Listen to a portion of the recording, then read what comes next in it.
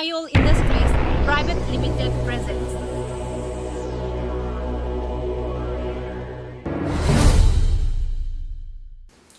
Isai tanthada akhoi gi nimol sing haina min thonba state level online solo dance competition ama IPAK film na simbira ibasi yamna afaba khungthang ni haina loje asigumba platform asidagi akhoi artist kaya ama tholakpa ngamgadoribani loinana asigumba artist sing asina masidagi hena awang bathakta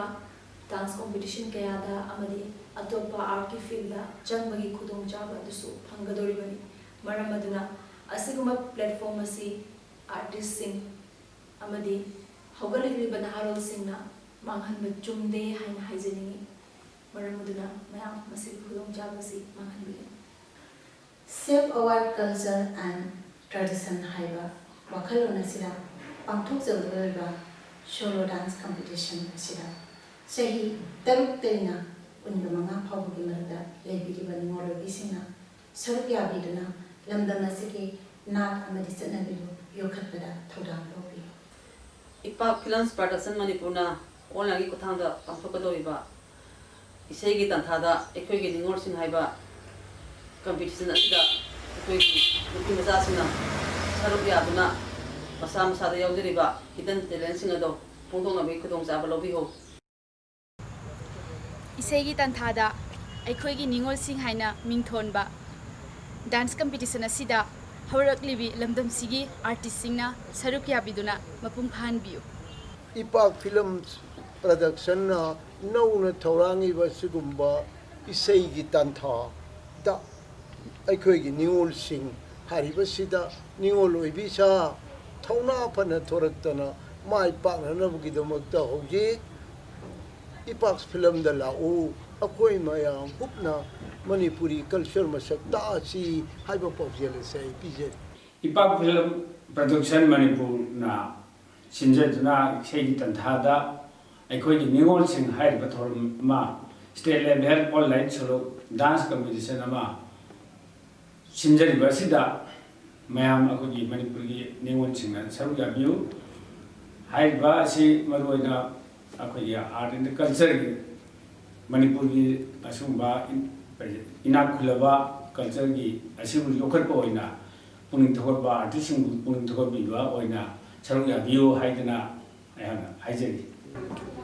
isai tanthada akhoi ningol sing haina min thonjaba horakliba ningol sing gi oina sinjariba competition asida Vijayalakshmi collection gi maikai dagi support tawjari aduga miyam su support tawbiu haijeri Isai tanthada akhoi ningol sing haina mingthonba jagoi kuthik sangdamnaba asida inkhalaklibi ningol singna saruk yabiu amadi hairiba platform asidagi masak naiba mapung pharaba mithoi mihenba artist amamam oibiu haiba yaifa pawjelasi ije Isai tanthada akhoi ningol sing hairiba performance asi akhoi haurakliba ningol sing damakta yamna phaba amani amachung tungi lamin ki damakta hena apaba sakhatba apres pipi na bagi damakta hairiba isai tanthada akhoi ningol sing haibe side hida mayamna sak kabina bagi damakta amakka na haijari isai tanthada akhoi ningol sing hairiba talent competition asida akhoi ai isamaksu support tawjari loinana namno sida lairiba ya punamosu support tawbi haina ai maike di thingjari IPAK film na asigumba competition nama isegi tanthada akhoi ningol sing haiba mingthonba asigumba akhoi competition ase ayak yamna nungaiba poi amasung yamna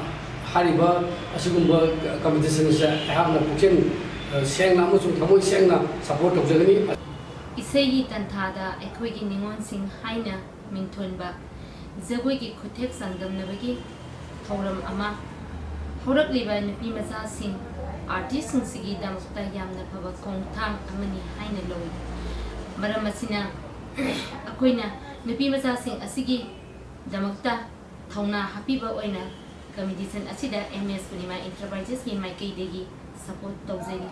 loina na miyamna so artist sing nupi macha sing asibu thauna hapiba loina na miyamna so makai support tawbiyo haina miyamda no haugiba Sahi lising aniga mapal adugumlaba sahi dudaida isaigi tanthada aikhoigi ningon sing haina mingthonba state level gi thakta pangthokhiba adugumlaba thauram adu ai isamakna adugumlaba thauram adugi director oina pangthokjaki aduna maram oiraga kumsi su lising ani kungi lakadoriba sidasu haiba isaigi tanthada aikhoigi ningon sing haina mingtholba sigumba thauramase pangthoknaba IPAK film production na chinjalangjeri Manipur gi mafam punamakta laibiriba manung amadi mapal da laibiriba maitai ipaisa isilinaw maruoina mama oibi khwai khibi punamakna isa ningon singbu thadok pirakdana sigumba aikhoigi ningon singi isaigi tanthagi thauramase yaubiyu haiduna aina mama ama oina mabu ama oina mayamda paujela simatang pijari mayamna su soidana maki saruk yabirakani haibagi thajaba thamjai hana makata irandam sigi miyambu ko ona kurundari IPAK film production Manipur na sinjariba isaigi tanthada akhoigi ningon sing state level online solo dance competition 2020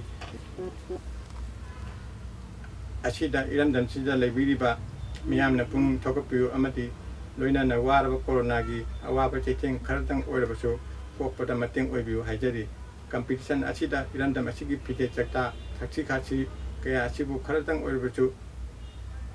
awang ba thakta bukhatnaba miyamna su support tabiu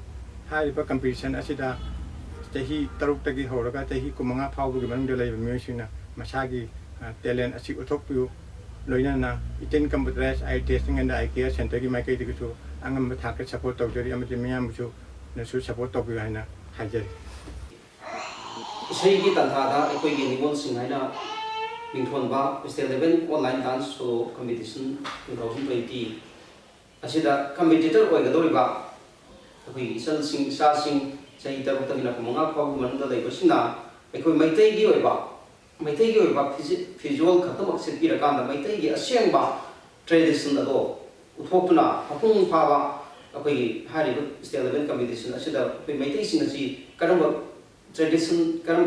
traditional dress sizinai ado karamba moongda performance pige habado malem sinba thungna sakhina namukta akoi masi tabanjani ni loina hariba competition asi akoi gi deba akoi manipur da deriba akoi gi manipuri sina hena cooperation people kung pham ohemina si habsi mukahna thamjage COVID-19 na maram oiraga matam sangna hauragliba angangsingna tawfam khangdana leiriba amadi hauragliba artist singi pithok jaragliba masagi art ki talent sing asibu promote tawnabagi pandamda sinjariba competition asida adom su soidana sakya. Our partners Sayo Industries Private Limited Infal, MS Purnima Enterprises Naramthong Infal, Vijaya Lakshmi's Collection Kumbakaithal, Northeast India Security Service Infal, Itin Computerized Eye Testing and Eye Care Center near UBI Bank, Thoubal. Hena kuba marol kidamak makada piliba contact number sing sida pau paubiyo.